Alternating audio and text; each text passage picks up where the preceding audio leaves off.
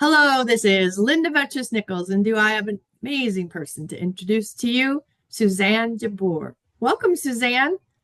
Thank you. Thank you so much for having me. Absolutely wonderful to have you. I would love it if you would share your story of transformation. So, when you think about we're here to be love, what's coming up for you? So it's such a great question because that's absolutely how I approach the world, and I have for a long, long time. And for me, it's that idea that, we're only always choosing between fear and love. Yeah, And and we're here to be love. It's not to be loved, it's not to be lovable. It's that our ooh, essence is love.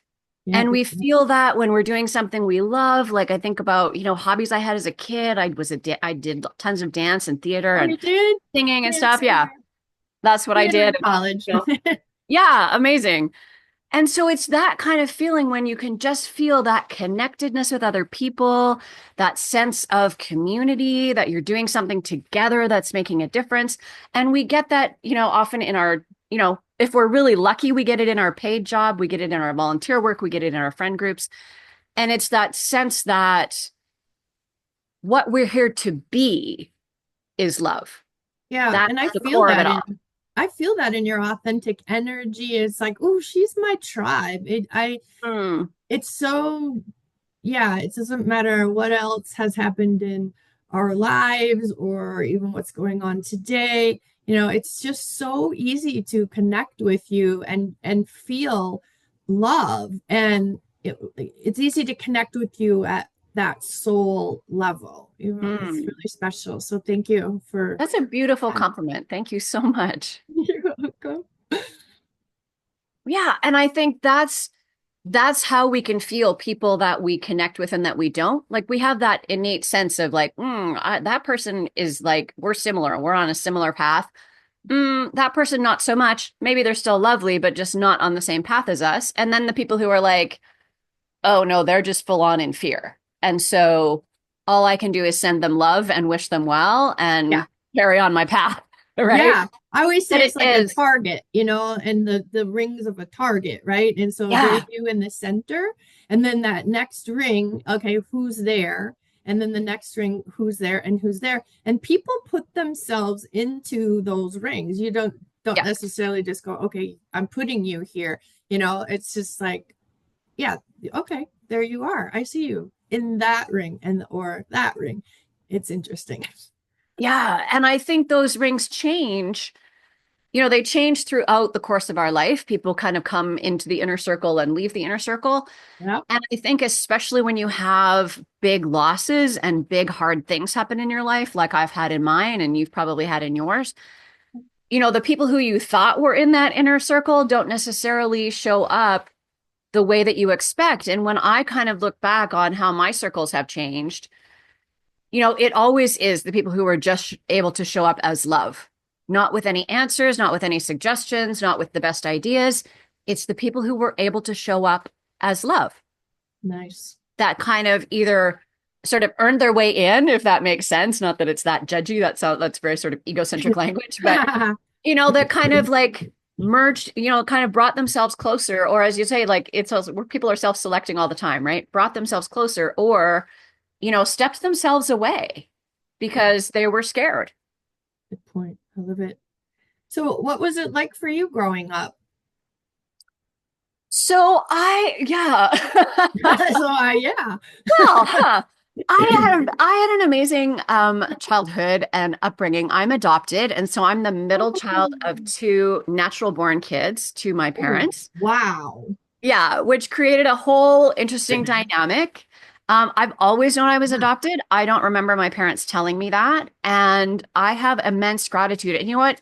So interesting. I hadn't thought about this as being such a core part of my story, but my story from them always was, it's gonna make me cry, that my Oh, birth mother had made the hardest decision she ever made, yeah. and that she made it because she loved me so much Yes. that she wanted me to have the life she couldn't give me, and that she had made the biggest sacrifice of her life. Oh, yeah. Right? And so that is like the foundation of my story.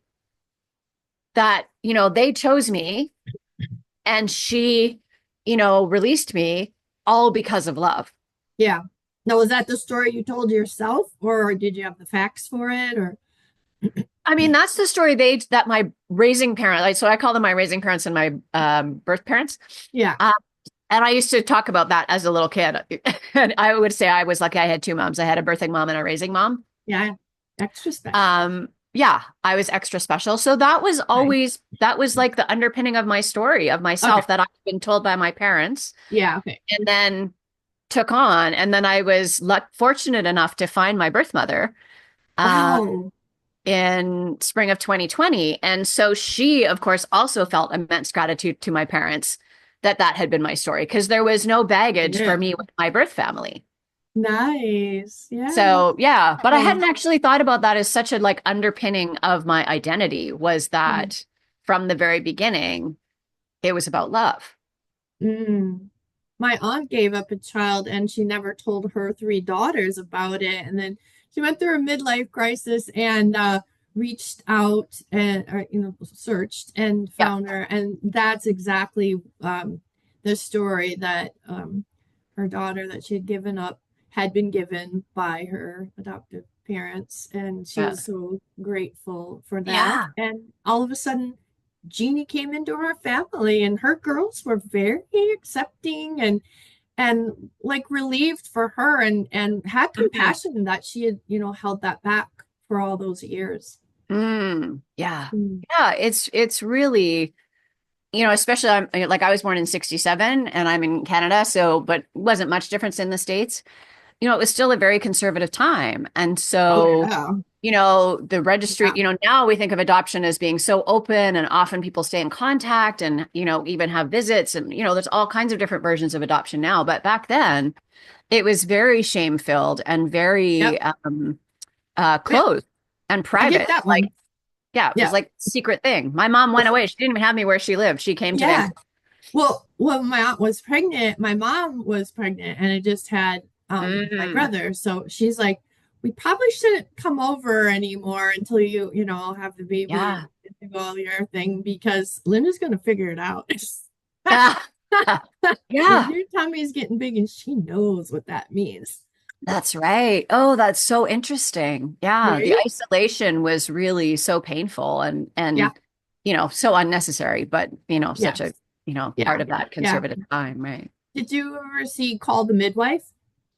No, I haven't. It's on Oh my my God. list. I'll have Yeah. to watch it. Yeah, because they cover lots of social stories and Yes. that's one of them, of course.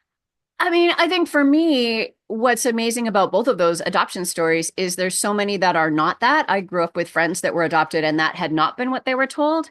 Yeah. And so I think when you have that foundation of knowing that you are of love and we're loved and are loved, it I think makes it easier to then just be operating from that point. Not that we don't all have our moments of fear. And I certainly can look back through my life and think, oh, that was like full on a fear moment or, whatever. But I knew really from quite a young age that it was like, no, like we're actually what we're here to do is get better at loving each other, ourselves, the Yeah. planet, all the things. That's what we're here to do. That's the point.